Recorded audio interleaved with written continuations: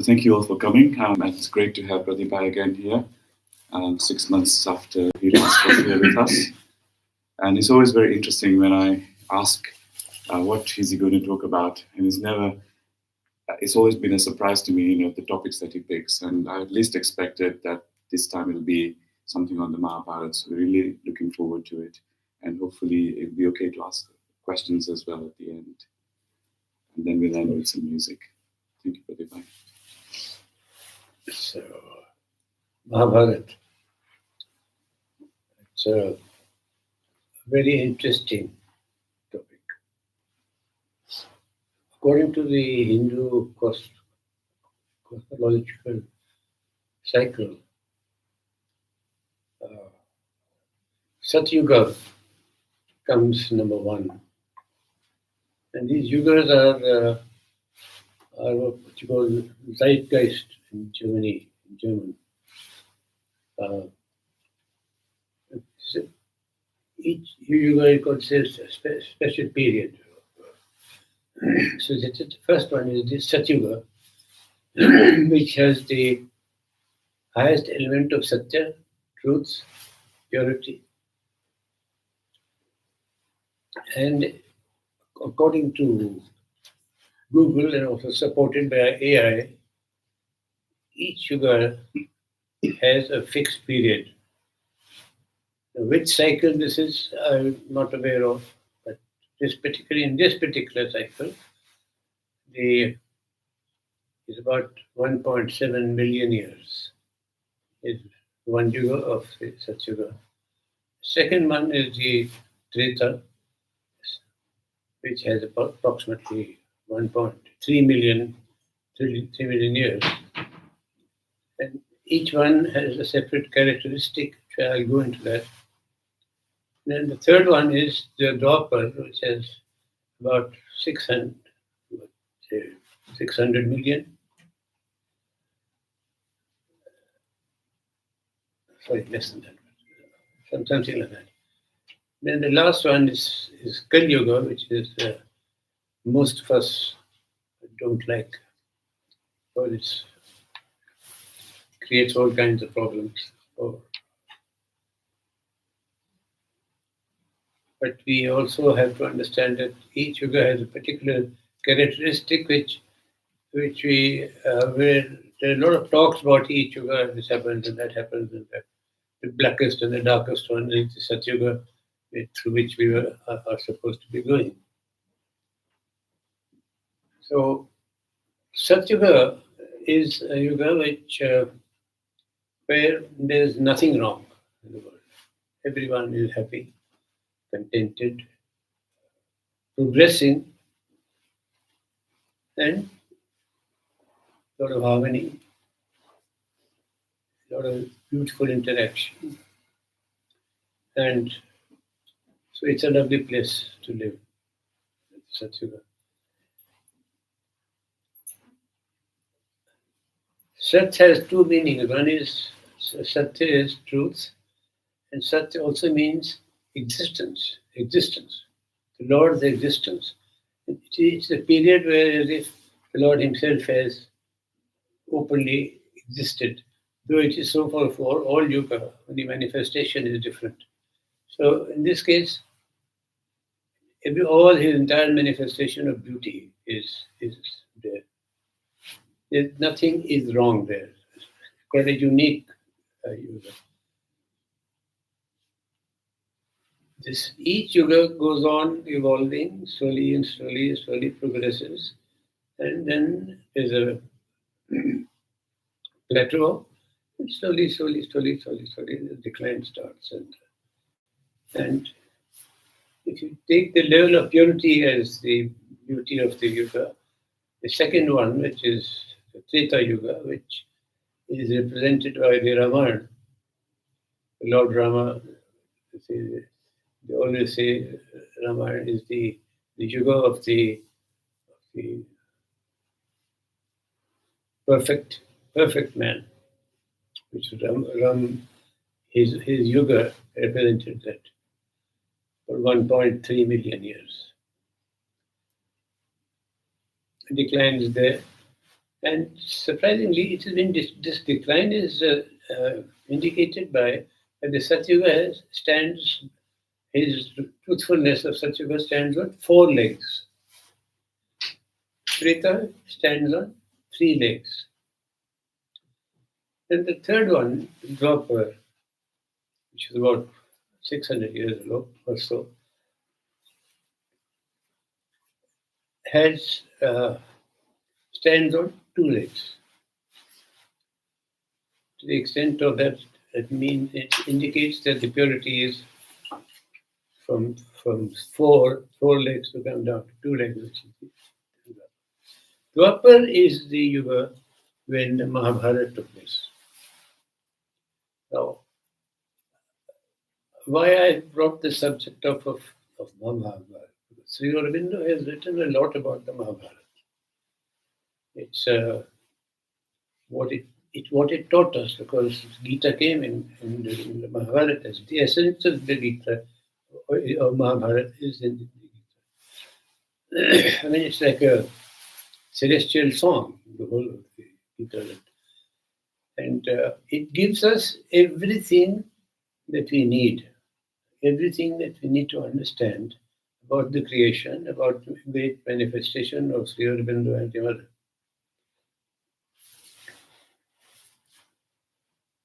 So in the Satyuga, it's difficult to imagine a situation like this. Complete beauty, total, totally unadulterated.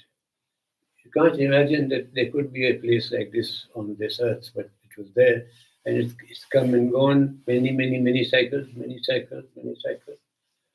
And this particular cycle now is particularly interesting and is obviously going to create history.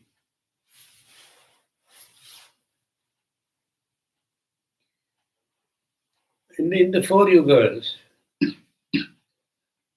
the fourth Dwapar is the third one, and then the fourth one is the Kali Yuga, which is the most difficult yuga, which human beings and is subjected to all kinds of problems of relationships, problems of between individuals, nations. It's all totally beset by this very strong asuric force which rules this yuga, which is the Kali Yuga. And you know that the Kali Yuga, this force of Kali Yuga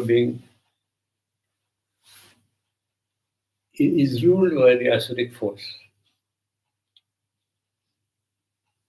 And the preparation of the asuric force rule began in the Dwapar Yuga. Each yuga prepares. In fact, the Satyuga starts preparing for the Treta, and Treta starts preparing for the Dwapar, and Dwapar starts preparing for it. And then the Kali Yuga, similarly, while it's during its awful reign, is there preparing for the descent of the Satyuga again.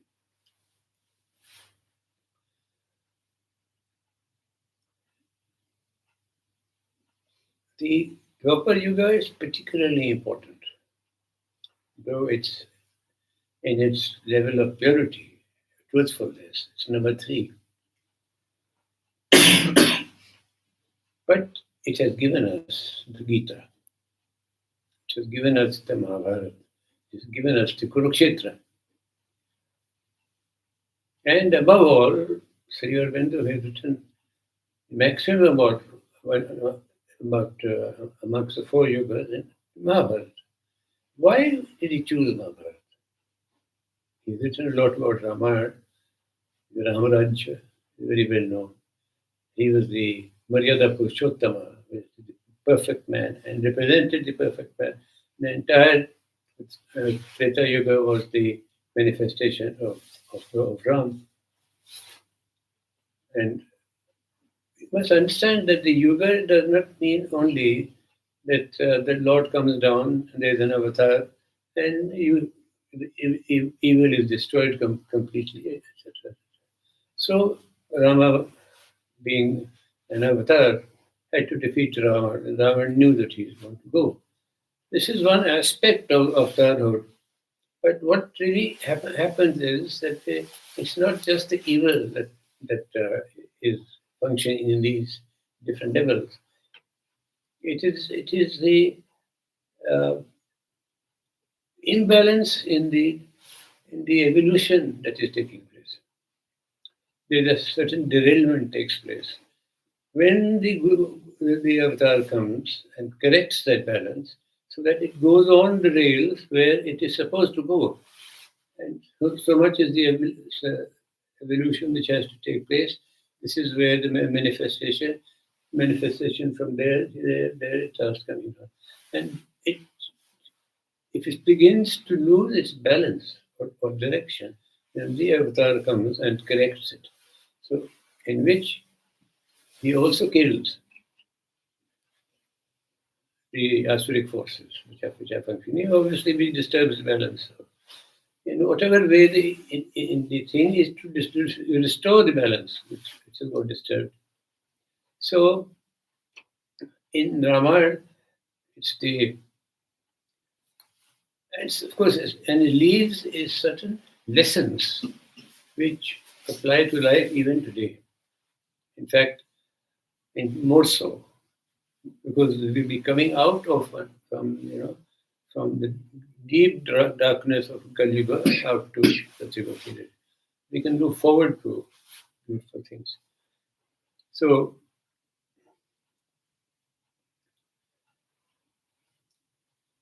when Rama was the ruler, it was his reign, really, the reign of the Asuric force. And he knew that he was a very, very wise man. Also, by sheer asceticism, an ascetic way of life, he could bring down Shiva's light. And that his Dhanush, which was the Dhanush which Ram picked up during the Trojan War. That Dhanush was given to Ravana, surprisingly, by Shiva. So he was a real warrior. He had of a knowledge of a Brahmin, not an Asurik only, but he knew exactly what it was.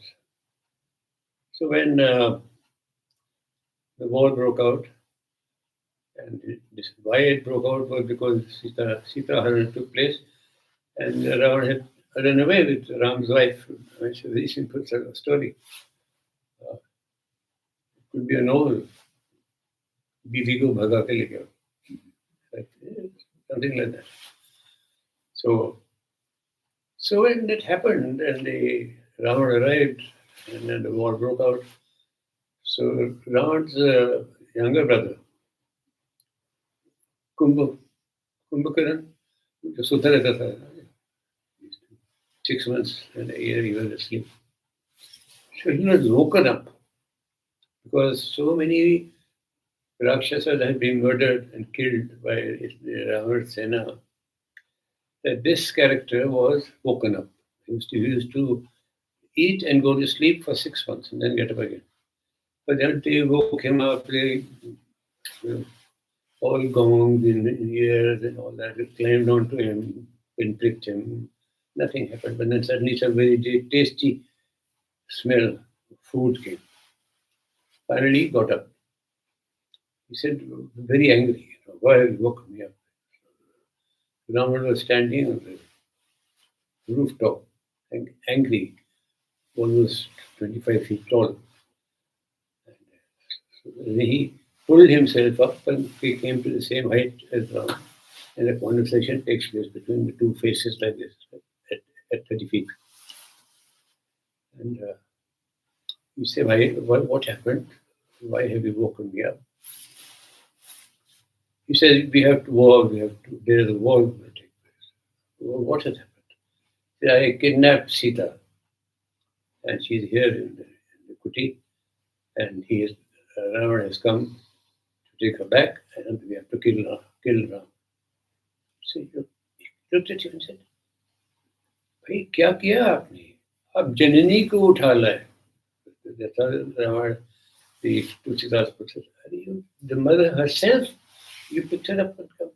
What have you done? He said, we'll all die. He says, I know that. But we have to do what is necessary. So the indication was that in this yuga, Ram will come with this avatar and Ram will kill all of us. It will happen this way. So we are playing a role. Now, similarly, Krishna speaks the same language to Arjuna in Dwapar, the next Tuesday. So it just has to be done. And he said, but you picked up the Aditi, the mother you picked up. He says, yes, I have done that, and there's a war, now we'll go and fight. Of course, the whole lot of killed, we know the whole story, etc., etc. And of course, the greatness of Arjuna, of Ravana, when Ram told his brother Lakshmana to go and ask these questions to him. Ravana knows all the answers. You go and speak to him. So then all that was Ram told him what you have to ask, etc. He went and stood near his head and asked the question. He did not answer one question, just looked at him and kept quiet. He went back. He said, he refuses to talk to me. He says, where were you standing at that time? He said, near his head. He said, no, you go and stand at his feet. Then ask these questions. And this wise man, who was the greatest crook going, gave him all the answers. And one of the main questions was, how do we connect earth, heaven and earth? How do we connect it? Which again, it's come, you see the touch of this comes in this, in the Mahabharat and also in Sri Aurobindo Yuga when you read it. So he explained to him, and of course he dies and was with Ram. Then the Treta Yuga finished with Ram, and with Ram going back to Daksharatha and taking over as king. A lot about Ramayana goes on later on, but that's not the point here. Then in the Dwapar Yuga, that is the Krishna's Yuga, Krishna was not just an avatar of, not just a god of the overmind, but he was an avatar. And he had to see that the Dwapar Yuga is working properly, in balance, in sync. So if you see Krishna's innings,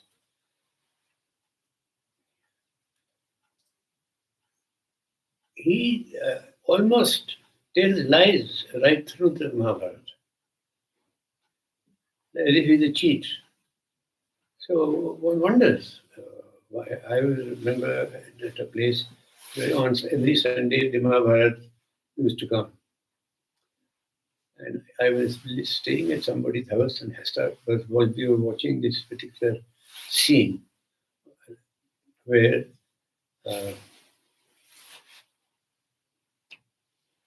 Krishna was lying merrily. And this Naine Shadi hui thi uski, that little Bahu was there. And he said, look at this, he's supposed to be God. He's God and he's lying. What is this? What kind of a thing is this? what don't lie? What are all truthful? This, that.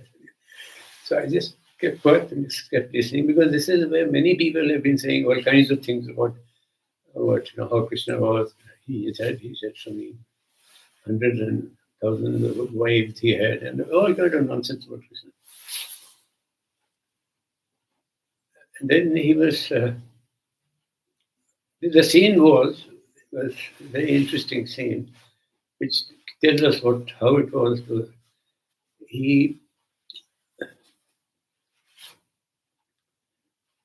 Abhimanyu was Arjun's son, and he was, when he was in his mother's womb, Rama told him a story about Chakravyuh. And the child, the fetus, heard the whole story. But she became tired. She told him how to get into Chakravyuh in the wall, but did not, by the time she could tell him as to how he could come out, she went off to sleep. So when the war started, and Abhimanyu killed a lot of people, but he could not come out, and a chap called Jayadratha killed him. So he got Arjuna was very angry.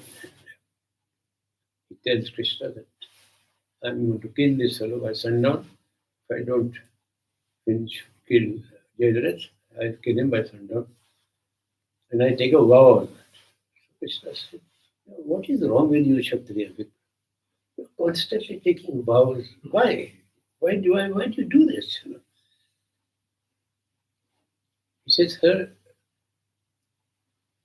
I have not taken this vow on my strength. It is on your strength that I have decided that I will kill him. Because by then he had seen the Vishwarupa. Gita Upadesh had taken place by then. So he knew exactly who Krishna was. Krishna was not just a cousin or a friend. He was not just a charioteer. But he knew exactly that Krishna was the God, the ultimate. And he, in fact, Krishna himself calls him Paramatma. So then the scene starts. So it was dark, sundown. He had to be killed. Jayadratha was hiding inside on the Badhaval. So when he came out, he said, no. So Krishna tells him, Arjun, why don't you go sit on the chitta? No, you have to immolate. So he went to the chitta, said. Then he said, why don't you take your bow and arrows? You can't use Dhanush that Shiva has given you. So no use now, you can't use it. So he took it. So as when he sat down and put his Dhanush and arrow and adjusted it, Krishna removed the clouds. There was sunshine. And then he tells him, Arjun, here, kill Jayadratha now. Absolute cheating, any. And that girl said, look at this, he's gone. He fooled this chap, this poor fellow came out, innocent chap, and then he says, kill him now. So these are instances now, but then what does it prove? It's the Lord himself. The Creator himself is enacting this scene. And you have to do it, what I'm telling you. The entire Gita thing is this, that I have already done this.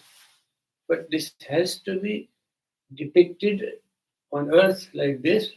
But here is my other rupa, which just shows you that I have already killed them. So all this drama goes on right through. Then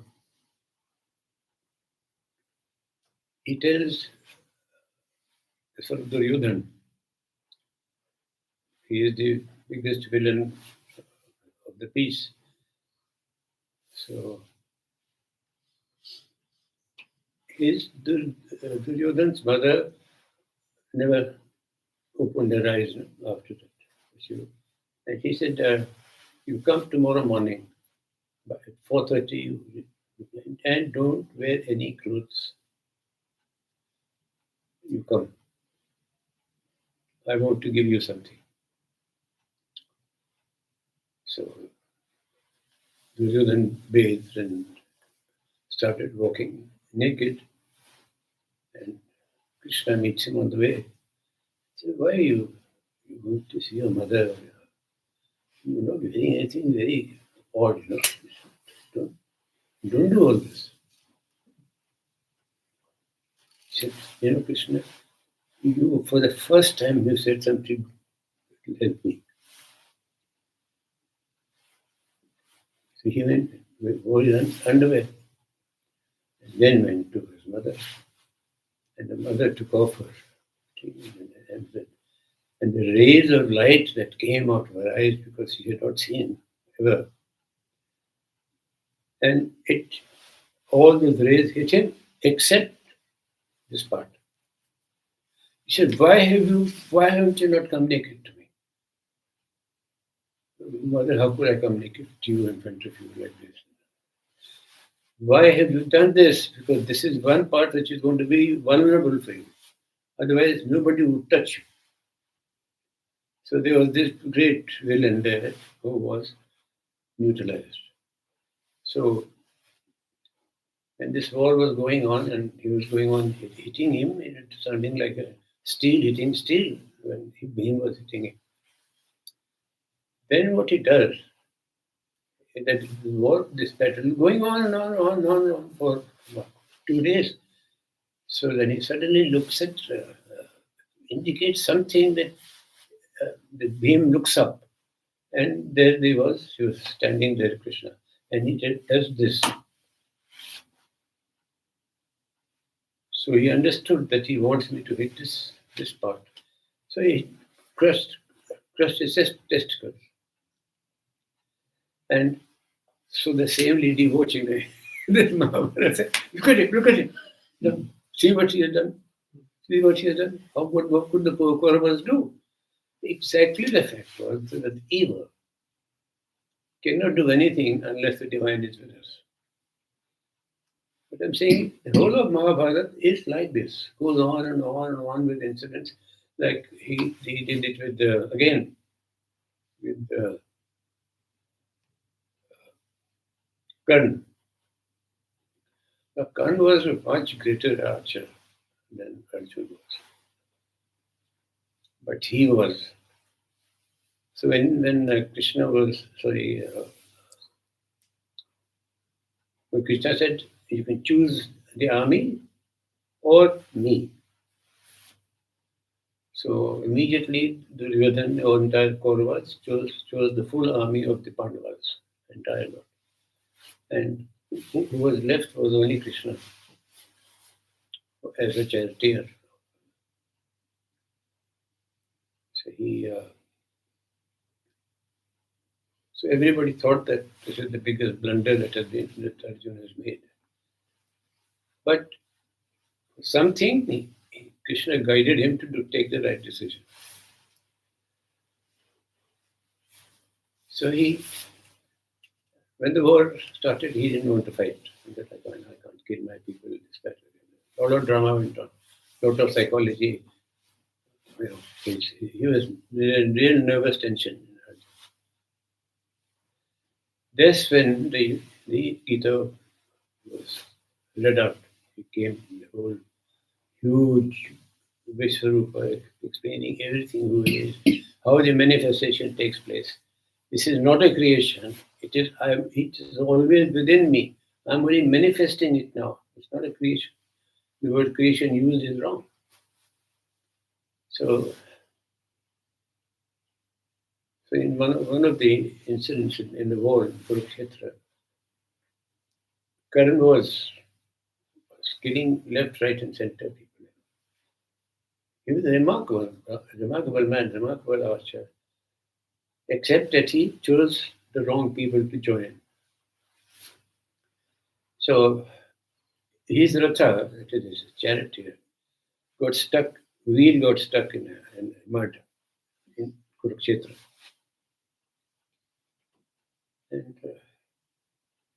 And Arjun was firing arrows at him, and arrows, he would chop off his arrows straight away.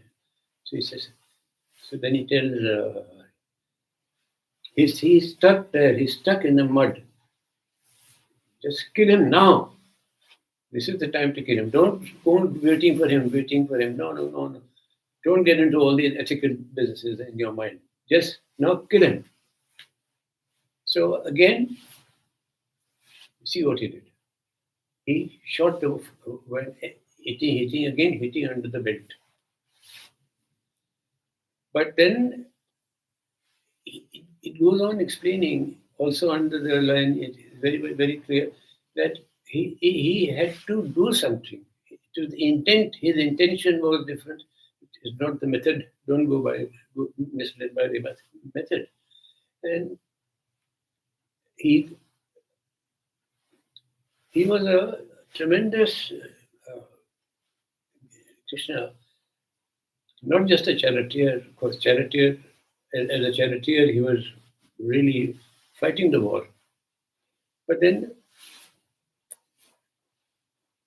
he says, Krishna announces before the war starts that I am going to see the Kauravas, Duryodhana, and trying to make peace. Now, this is a thing which is very well known. Somebody whom they know very well also tried in real life. That's why they say there's a lot of takeaway from Mahabharat.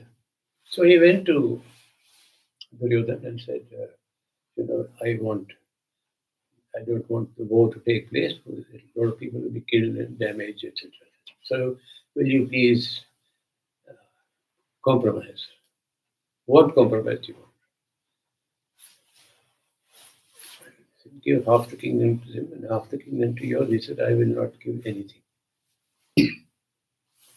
I'll take the entire kingdom. So no compromise. Some compromise, something please do. Give only 5 villages to the 5 Pandavas. I will not give them even a sui ka nok bhi nahi dunga isko.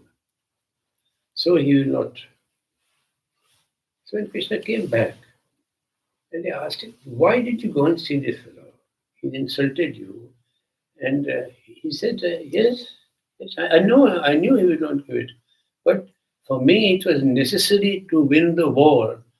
And this is one of his tactics was, if I do this, I will have the upper hand as far as the divine is concerned. See, his whole entire thing was to see that they win, and they win because it is necessary for the Pandavas to win. He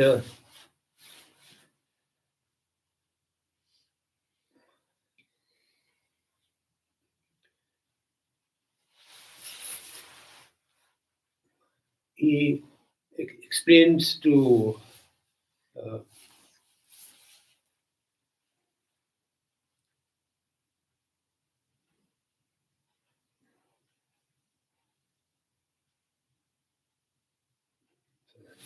two, 3 incidents I'm trying to capture.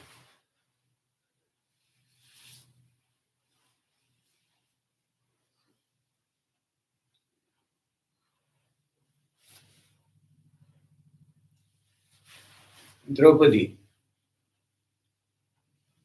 Now, this Mahabharat went to the extent where she was going to be denuded in the Darbar, right? And when this person started taking off her clothes, she looked at her 5 husbands, 5 great warriors. She looks at her Guru, Pitama, Dronacharya, the great warrior, the teacher of all these people.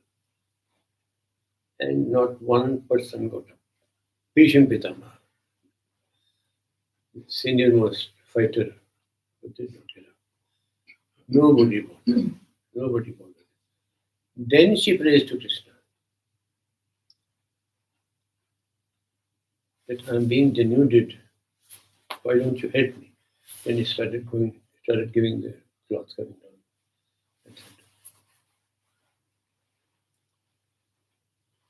Finally, they just got tired because the cloth couldn't finish.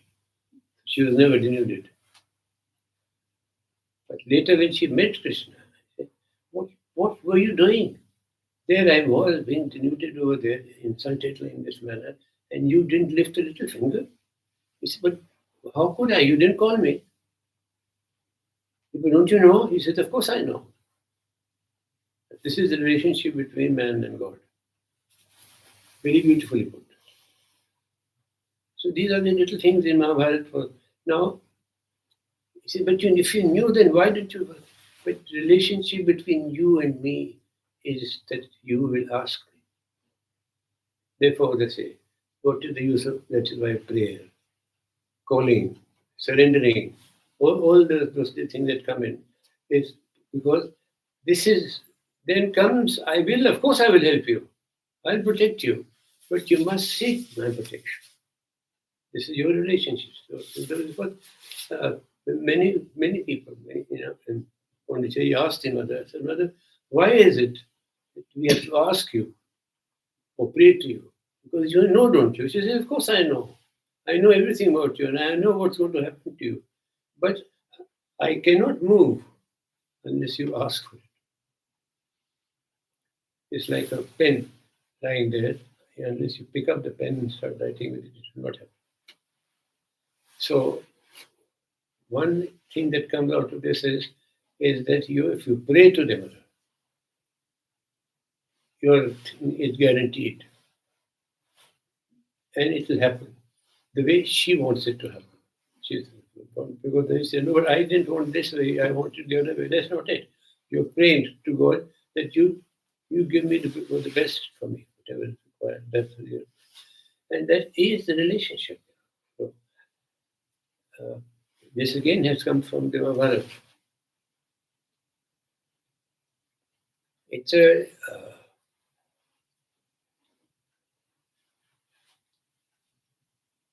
and he was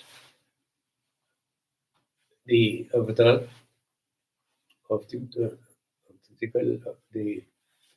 Dwapar Yuga and led it to its conclusion, what will happen and how that Yuga will end. But in the meantime, when the Yuga was going on, naturally Dwapar Yuga was declining. Then came the Kali Yuga, the last Yuga. So Kali Yuga Dwapar had prepared the Kali Yuga.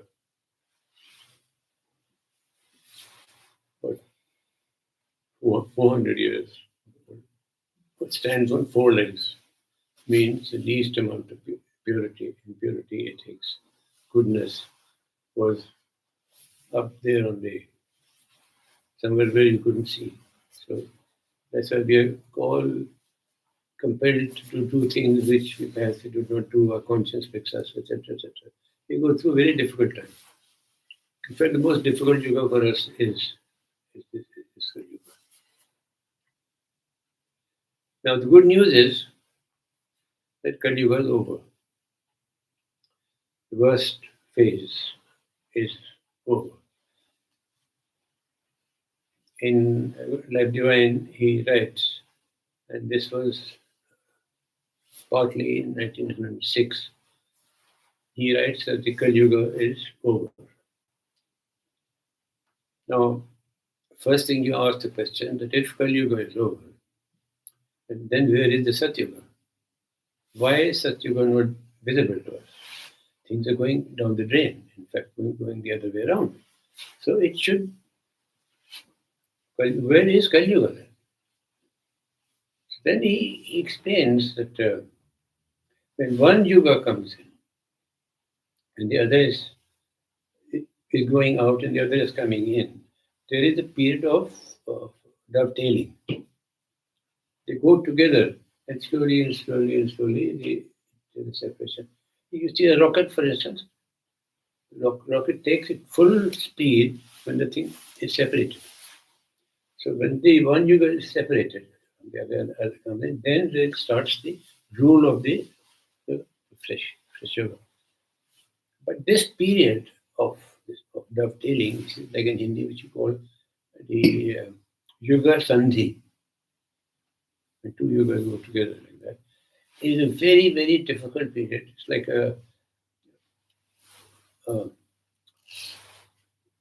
like when the cow is coming home, the dusk, darkness, light goes on like that. But then it's very dark and light very seldom comes. So that is the period when really when the king which is lost doesn't want to go. No, I want to carry on. And when the new one is coming on, is pushing out, so that kind of tussle taking place. We individuals have to decide which side we are. Or are we sitting on? Are we on this side or this side? That's what you have to decide. Like Moses said this. Decide now. Do you want this side? Do you want this side? You want to be with God. You know, there's a lot of similarities in the Bible here. I'll tell you an interesting prayer of theirs, which I was studying Sanjeev. So they going through this kind of, but victory has taken place already. Here is not a question of whether it is not going to take place or not. It has already taken place, and the Kali Yuga is gone. But it's touches of Kali Yuga continuing, that, and a very intense period. That's why you find so many things which are happening, which are so many, and nature is attacking or defending or whatever it is, and the right people are, correct people are losing, and etc. etc. Lot of halchal is on. So it says 175 years. 175 years, not very much. And this is in 1906, and he wrote it is already over. So 100 to wahi nikal gaya. So 75 years, 2 generations. And we will see, physically we will see this repeat Satyuga. The endless, infinite Satyuga will just come and go. So Christians, their main prayer, let thy will be done on earth as it is in heaven. So the main prayer, 2 lines of that, which means that the writ of Jesus does not run on earth, it is only in heaven. But the Christians are asking that it should be like that here, that this should become heaven. So when I asked, what does that mean? To us, what does that mean? The biblical prayer is saying the same thing what Sri Aurobindo is saying. Descent. So I asked this friend of mine, you keep praying this. No, you pray, yes. He repeated the prayer. So I said, what does it mean? Tell me. This earth will become divine.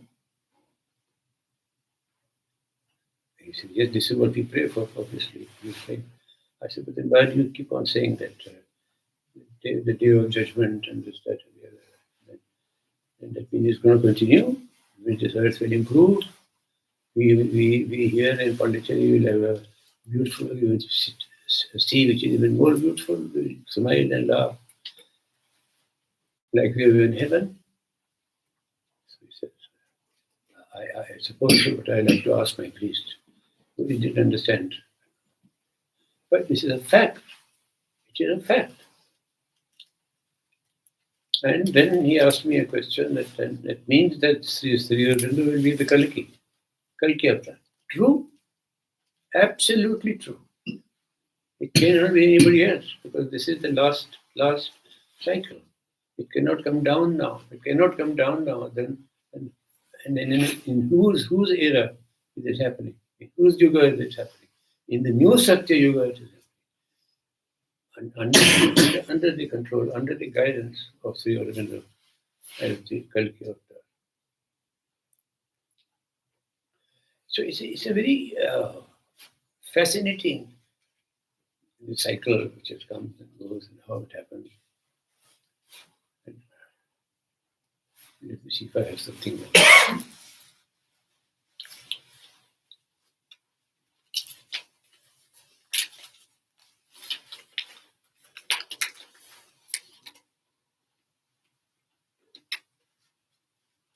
Yeah, it's Kurukshetra. Kurukshetra is a place where Kurukshetra is a place. You know that Kurukshetra exists in Haryana. And the Haryana government had declared a prize of 10 crores. Somebody could tell us where the battle took place. Nobody knows. There are no signs of any battle. So therefore, many people started saying that this whole thing is all bunk. Mahabharat didn't take place at all. Whether Mahabharat took place or not, certainly Gita certainly was. Upadesh was there. You can't. So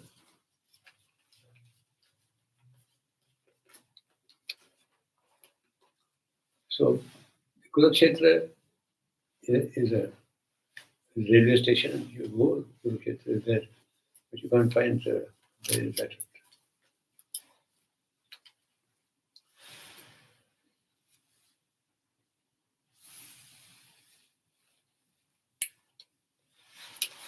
Now, what is this really the Gita Upadesh?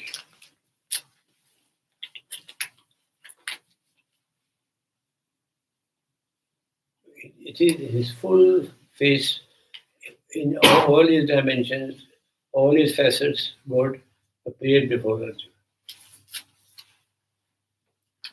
He saw his beauty, he saw his bansuri, he saw his, his love, all that he felt. But then when he opened his entire Virat Rupa, and you see exactly, then what will tell me, what are you worrying about? You can't kill so-and-so, you can't kill so. I have killed, you said you can't kill Karna, you can't kill. This cousin of yours you can't kill. He's killed, I see you coming, he's coming out of my mouth. See them?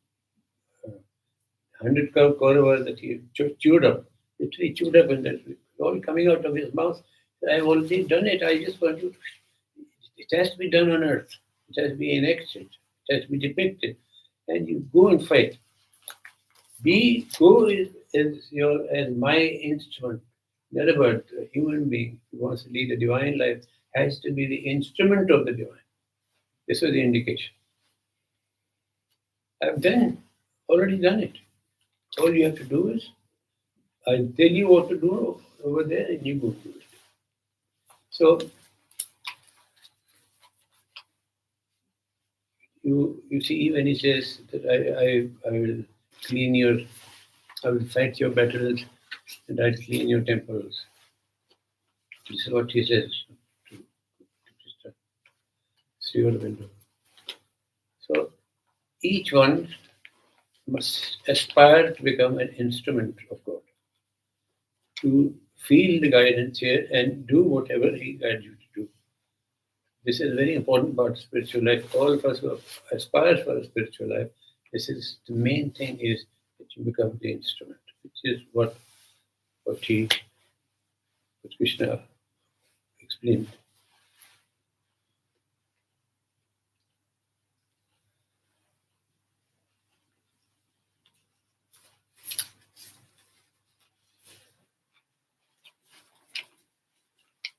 Just for your information, Kri is the root of Sanskrit root.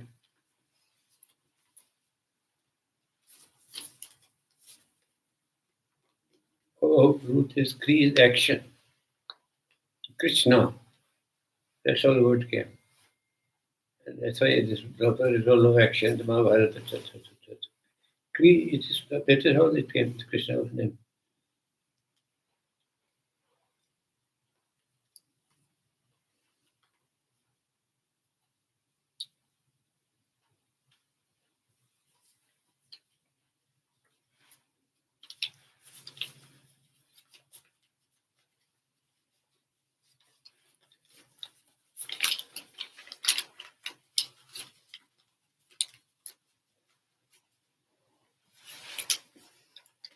there are two ways of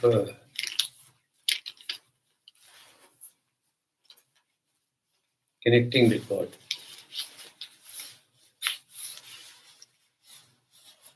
One is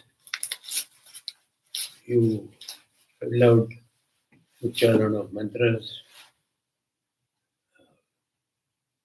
sangeet, bhajan, etc. Which is one way of doing it. It's more, more the vital gets involved. Lots of people are singing and etc. So it helps, definitely helps. But when you are doing it together, there's a certain aspiration that rises. But what she tells us is that what you need, is a constant prayer to be guided. And this is what Krishna did with Arjuna. Guided him right through. You have to be my instrument. And the word he uses is also that in Sanskrit. That be my instrument and kill the enemy.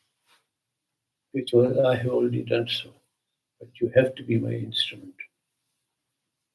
All of us who work for the mother must have to remember that you are working for her. Work for her consciously and continuously. If you're conscious about the fact that you're working for her, then you are her true instrument. And then there's no question of your forgetting or not forgetting. She will not let you forget. But the instrumentality is the first thing that we have to aspire for. Which you have to do, you have to remember. Remembrance is very essential. Without that, surrender will not come. If surrender doesn't come, then nothing is possible. You cannot win. You cannot win the battle without divine support.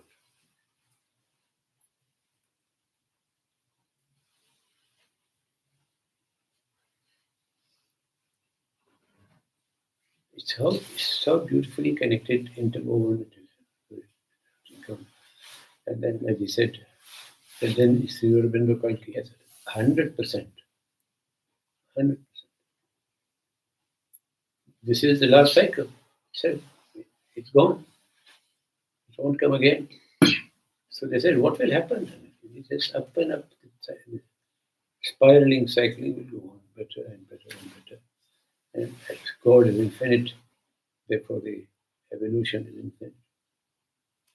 When you go beyond, when we reach a stage where we had evolved the point that the body had to change because it could not take the dictates of on all fours. It could not implement. So you had to change. The body had to change. As you go higher and higher and higher in evolution, which you will, reach a point where you have to then go higher than your mind, your consciousness will be higher than your mental consciousness. And your orders will come from a higher level, which cannot be handled by people as we are today. Then we also, our body also will have to change willy-nilly. It's a very easy, very easy. 2 plus 2 is 4.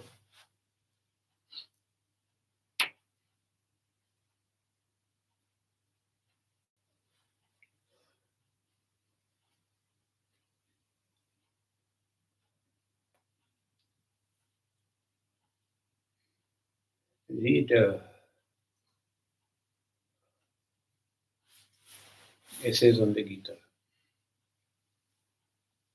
It's very, very necessary to understand. Just open the book and start reading. Chapter after chapter, everything समझ में आता है जो समझ में आना होता है. But it's a beautiful book, beautiful.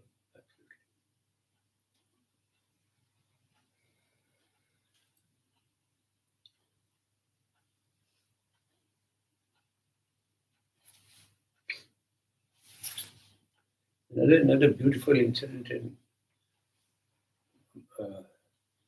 the great Guru or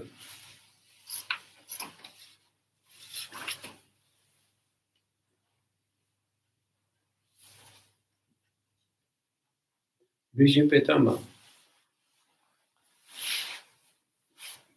was the tallest warrior, and he would decided so many people he's going to kill, and then he would blow his trumpet. So 10 o'clock the thing starts, at 10:30 he blows it, and the war stopped. Maybe the war used to stop. So people wait, what do we do? So we can't kill any people. By the time he's finished off and he blows the thing, and it's over. So we said, "Ghar jao now. Go back to your wives and children." So they said that this war we cannot win this war. It's not possible. It just goes on and on in this manner, and we can't do anything. So then, of course, comes in Krishna and says, "What do we do?" So Krishna says, "There is a way. There is a person there. You bring him, and I tell you what to do." Now, Bhishma Pitama had taken a vow. He was no less. He also took vows like that. That vow was that he will never kill a woman. Ever. This Shikhandi was the name of this person, whose previous birth he was a woman. They brought Shikhandi and put him there. And Pitama stopped fighting. So now then he tells him, kill Bhishma Pitama. So those arrows comes. And nobody knew that why did Pitama stop. And later on he had the secret that he cannot fight with a woman. He cannot kill any woman. Hence, he could fight. Therefore, his fighting stopped altogether. And that's when he was lying down and he wanted a bed. And everybody brought Bakmal and this one to the other. But he said, no, Arjun will. Let Arjun fire all the work. And his head is pushed up by arrows, all the arrows, etc. And he wanted water. I want Ganges water. So the arrow in come. All these incidents. And then everyone by then, it was a declared thing that Krishna is God himself.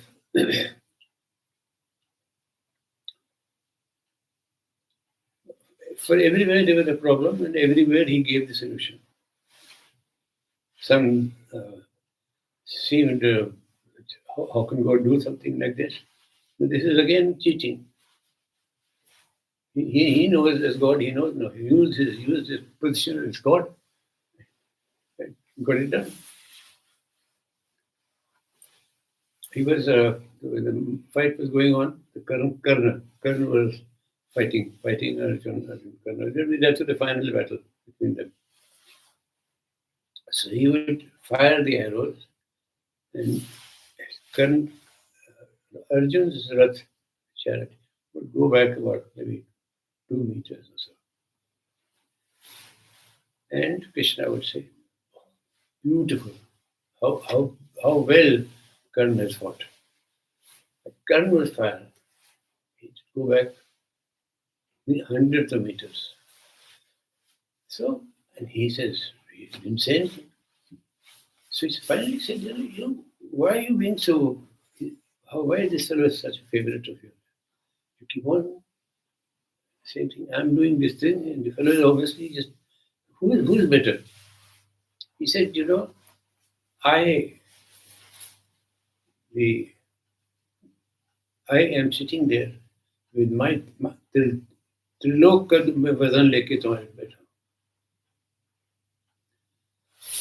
Hanuman is sitting on top of all that weight that he carries. And still this fellow moves around. He is better than you. But then he tells him to kill him. Because this is Sarathi, as a Sarathi, it was his duty to tell him to kill this chap.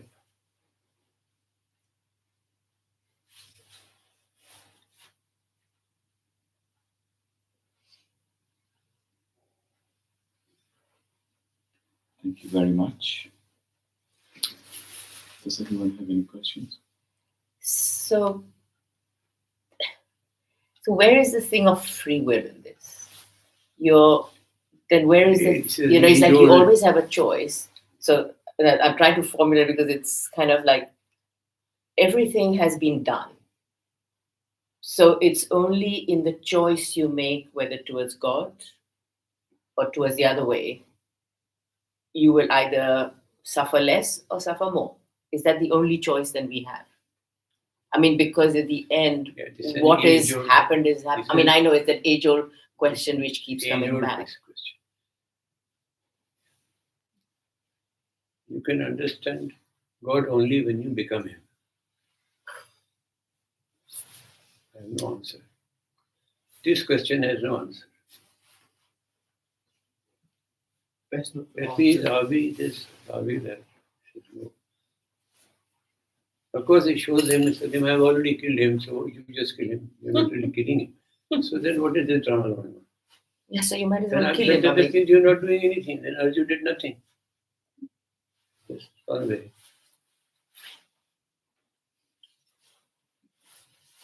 And then it's everything is an attack. It's not that.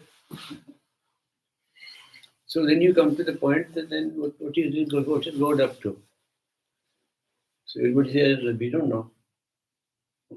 Then you say, only He knows. So you become Him and you'll know. The other question, I know it's got no answer again, but that if in the Satyug, he was Trigunitita and he was everything, what was his need to want to play? What was his need to want to play, to manifest himself and go through all these yugas? From Satyuga to go down to Kali Yuga. So Yuga, then why have all this? Of course. Yeah. What was the need for him to manifest? Yeah. Then ask him. मिलेंगे तब पूछेंगे हम. हाँ, वही. जब तक उस पूछने लायक होगी, तब तक उसकी जरूरत नहीं होगी. Once you know it, then you have no questions to ask. So. What you can't answer, you can't answer. It's not there to answer. They asked questions to Sri Aurobindo that how to do this. If you want to know God, you become Him. That's what he says. So this answer is there. But when you get that answer, then you don't have the question. But as long as you're there, you're very much a part of that play. And you have to, and also have to play your role. You have to do this, you have to do this, you have to.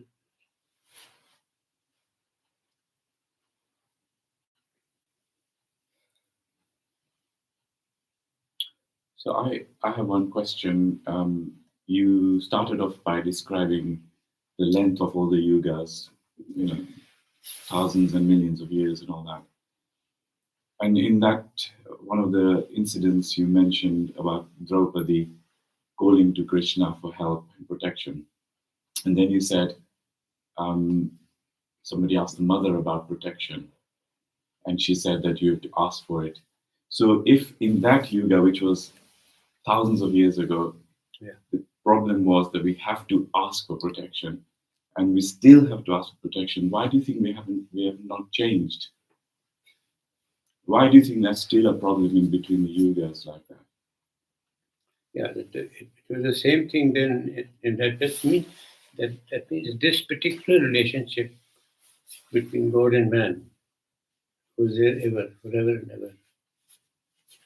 And as long as he wants the manifestation, the way he wants to do it, this relationship will always remain. And once you come to a stage where you have merged, the immersion has taken place, then there are no questions.